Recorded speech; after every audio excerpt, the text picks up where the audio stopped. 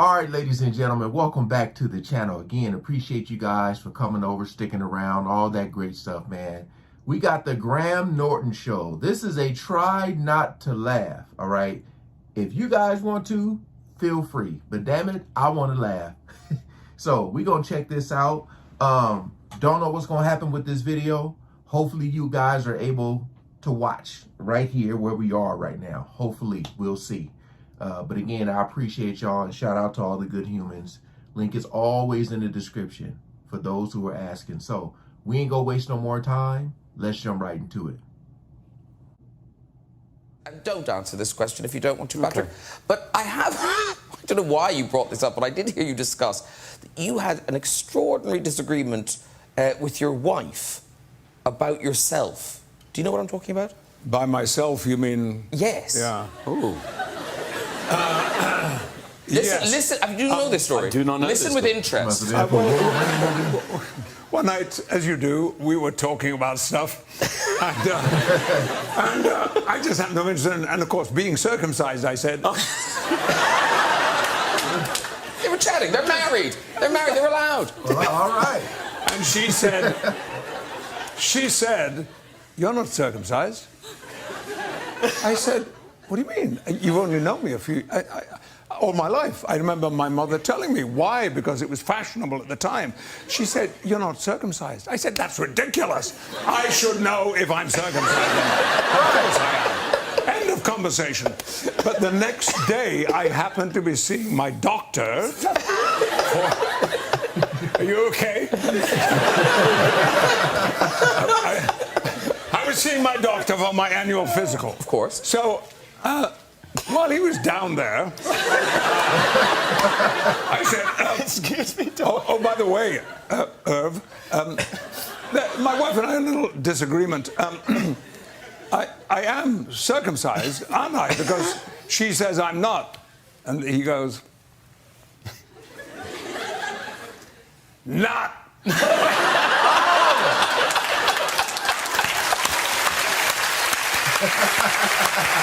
I said, no, it's not possible. So he looked down again and he said, "Hey, I'm Jewish. I know the difference." That is a bizarre story. Too much.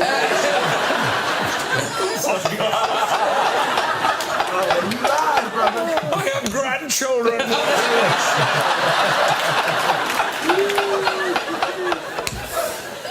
You're going to have to change your Facebook status now. Yes. No more beef stew.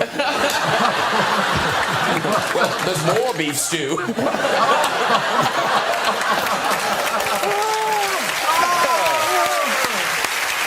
Were you born in Hawaii? I wasn't born in Hawaii. I was born there. in San Francisco, but I did a lot of my growing up there. Yeah. So yeah, I it thought was you were born amazing. there. I don't know. I don't think. No. You told me. I didn't. No, I told I you. swore you said. I've known you for years. I've always said I was But born when we in were San there, you gave me a big speech like, "This is my land." I started. I swore you told me. Yeah, I'll share that with that. Well, that now all of a sudden, San Fran. That was San Fran. Then I transferred. When we were there, you gave me a very spiritual speech about how it all started. How your mother held you over this cliff. This is the cliff where I was born, and my mother gave me. This is the problem. Yes. You're trying to be respectful. Hawaii was beautiful. Beautiful, mountainside and lushness, and we shot in this beautiful place called Kualoa Ranch, where Jurassic Park, the original Jurassic Park, was shot, and the ones after that as well, and it was just amazing. But you didn't like it, Kevin. He hated it. No, this is the problem. I didn't like it at all. I mean, outside of the spiritual grounds that you took me to, and I swore you even sung a song. You were like, Just share that with them. I specific. We'll talk about it Really? later. Well, how the song go? The song. You were like, Kuna Matana. Yeah, that sounds like an original. So did you bring your medals with you? No. Oh, you did? Yeah. Oh, I thought you might be wearing them. Oh, no, they're just casually in the back pocket. Look, these are proper Olympic medals. Wow. Marion, have you seen an Olympic medal? I actually did. Yeah. The French lads beat us. Oh, was it French people beat you? Yeah. Oh, the French got gold. We'll have to go So- after them, boys. Is there anyone in Ireland who hasn't seen those medals? they look like being round the block, those medals. They're fairly tattered, yeah. And of course, now, Michael, down in Killarney, word must have reached you of the O'Donovan brothers. Oh, for sure. I mean, I wasn't in Killarney at the time, but everybody knew about it. That's for sure, yeah. Yeah. And Marion, watching that clip, could you understand the accents? Nothing, not a It's crazy because, like, I know a lot of these actors up here, you know, have been in so many movies. It's just kind of like when you see them dressed up regular, I'm trying to remember who's who. You know what I mean? I understood since. Just that word. I was like, The movie set with Michael with his thick Kerry accent.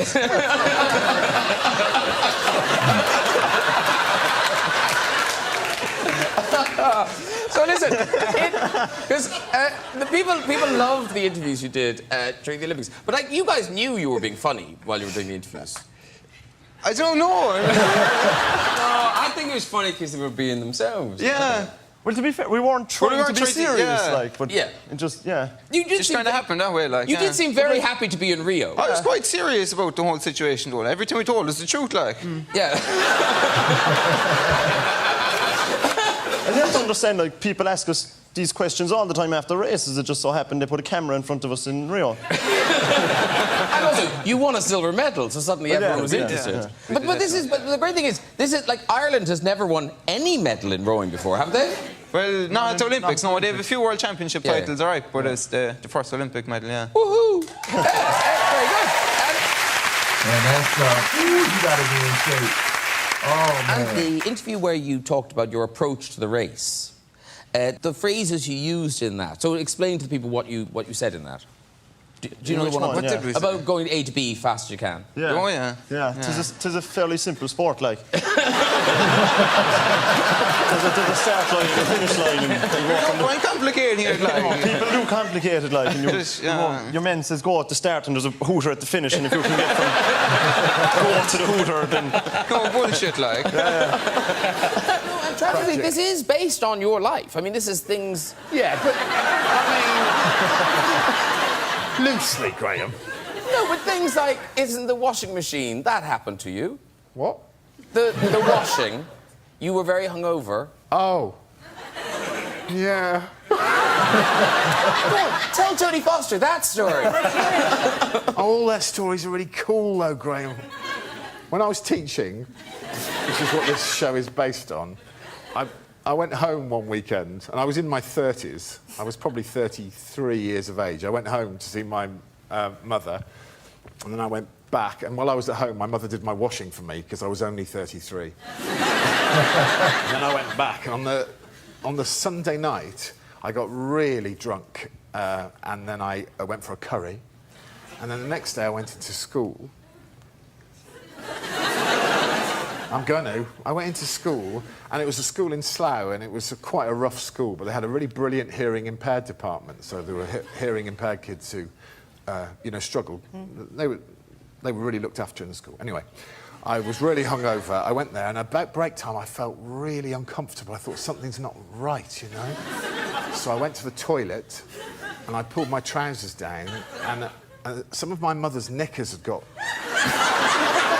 got mixed up in the wash she'd done, and I was wearing my mother's underwear.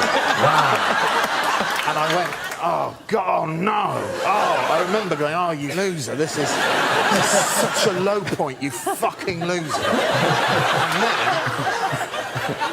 And then the curry and the booze kicked in from the night before. So I did like a fecal Jackson Pollock. And I started going, oh, God, not this as well. Oh, Jesus. So I cleaned myself up and I pulled my mother's pants back up. And I went back into the classroom and I saw one of the hearing impaired kids just looking at me like this. And that's when I remembered that I had a microphone directly...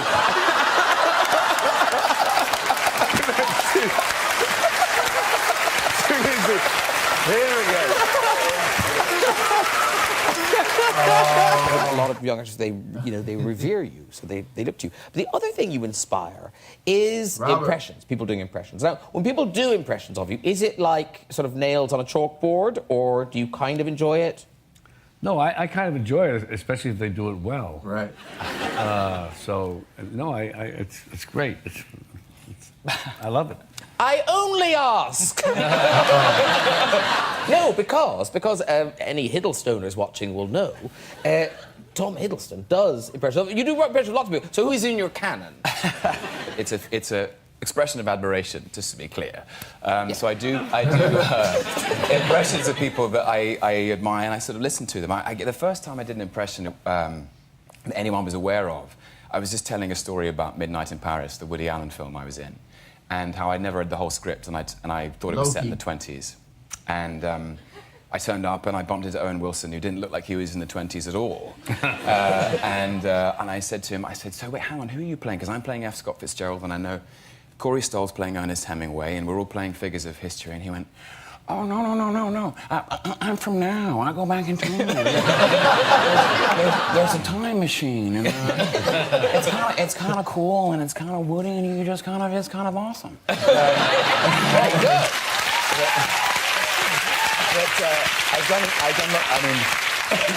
I've been made to do impressions of my fellow Avengers. I think everyone does an impression of Christopher Walken because he's such an easy kind of.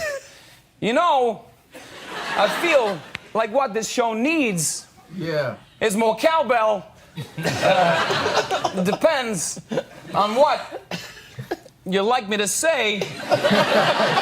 Basically, there's no punctuation. Anything that comes out of my mouth.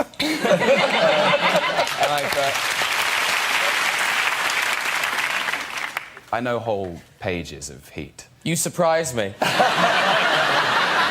So there's the scene in the middle of the film, which you'll be familiar with. You were there.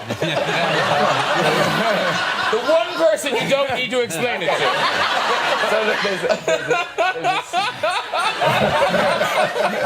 He remembers. You're very good in this. He remembers. Yeah. There's a scene in the middle of the film, which is because Al Pacino and Robert De Niro. Sorry about this. They're separated, like a great thriller. They're separated for the entire film, and they meet twice, once at the end and once in the middle. And it takes place at a restaurant in LA. It's a great scene. It's one of the great pieces of screen acting you can hope to watch. There it is. There's a picture of it. It's like it's a mutual recognition of each other. Anyway, so there's a bit where they sit and have coffee and have tea and talk about stuff. I'm going on. I apologize. Anyway, so Al Pacino at one point, Al Pacino says this. He goes, Uh-oh. So, we're sitting here like a couple of regular fellas. I mean, you do what you do, I do what I gotta do. If I'm there and I gotta put you away, I won't like it. But if it's between you and some poor bastard whose wife you're gonna turn into a widow, brother, you are going down.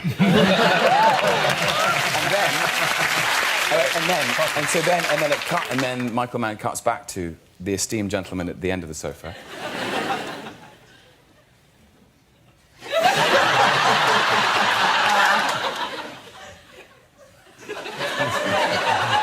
What if you do got me boxed in? I'm not gonna put you down. We've been face to face. Yeah. But I will not hesitate. Not for a second.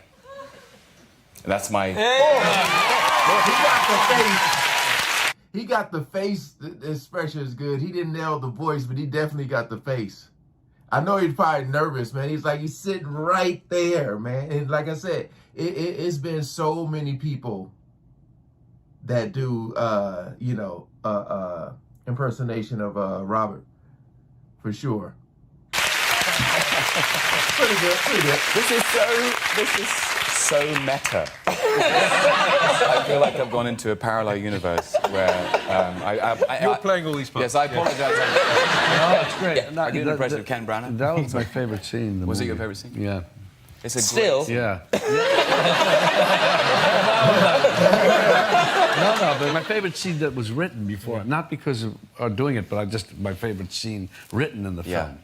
You know, that it's a great piece of writing. Yeah, it feels like it plays in two singles in a way. Like and it's like the most beautiful game of tennis. Did you each do lots of takes? Did you do lots of takes? I forget how many takes we did. I don't think we did more than 5 to 8 or 9 at the most. Maybe less. And you talk about your dreams and you talk about your life. It's so great. It's so great. There's that bit, another bit where you go. He says, Pacino says, so you never wanted a regular type life. and Bob, may I call you Bob? Yeah. Bob says, what's that, barbecues and ball games? Yeah. They got Al Pacino pretty good. Amelia, obviously your mother loves you because you're her daughter. Yeah. But she is actually a sort of a fan as well. No, it's not quite that. It's, no, she is. Oh, goodness, right. Yes. Man, I'll be forgetting how many actors and actresses have an accent, man, because it's like when they play in these movies, they do the American accent so good that you forget. Like the one brother, the black dude that played in Get Out, and that's going to be in that Nope movie. I forgot he had an accent. I know Idris Elba, and it's one more, but it's like you kind of forget, man. Oh, and what's his name from Snowfall? Yeah. So, one day my mum came to set on the Star Wars set, and I was getting this thing called cyberscanned, which is where you stand in this kind of loads of cameras and they kind of take your form and put you into a computer and make a toy or some sort of merchandise or your face on a cushion. And so I go off and do this, and I come back, and Mum's like, I've made a great friend. And I'm like, brilliant, it's lovely, excellent. And she's like, it's the merchandise, director of all of Star Wars or something. And I'm like, wow, that's very impressive. And then, before I know it, what comes in the post is loads of cushions with my face on it. So my own mum, she gets to see it a fair amount, but apparently it's not enough. So I was kind of blown away at how much merchandise there is. Yes, it's really, and it's not even, it's just the beginning. It was like the pre-merchandise. Not even the real stuff is out yet, and my mum has all of it. But doesn't know about the doll yet, so we'll also, this is so weird. I don't know, is this in your flat or her house, this room? Right, OK, so basically, she thought it'd be really funny if I came home and it was everywhere in my room. OK, so this is Amelia's actual bedroom. Well, let me just clarify. It's like a joke, and then, oh my goodness, and we found the photo, but it's not like that now. There is another reason why I'm single. You took a first date back to that. Yeah, exactly, yeah. Come on in. Another reason why I just did this little thing once. I don't have a CV, I just have a bedroom.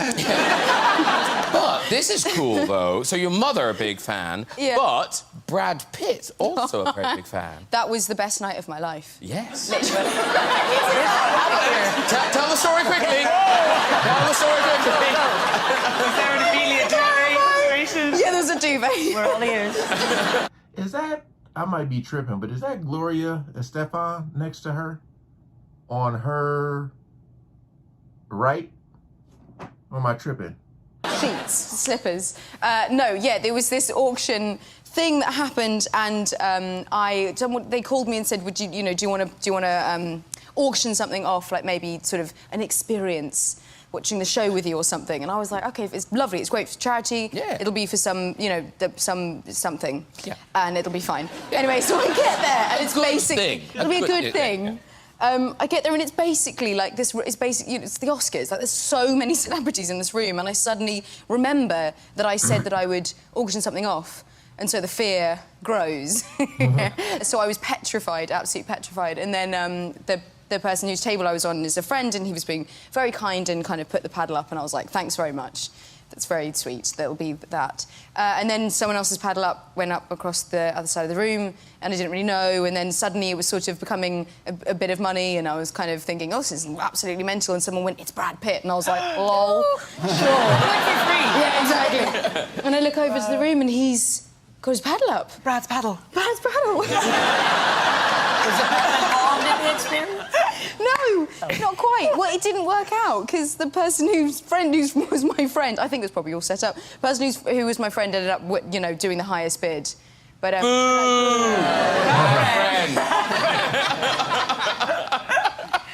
yeah, I just kind of looked over with just the most insane emoji heart eyes, being like, "This is just the greatest moment of my life." That was pretty funny. It kind of calmed down towards the end, but overall, pretty funny. You know, I love to see people just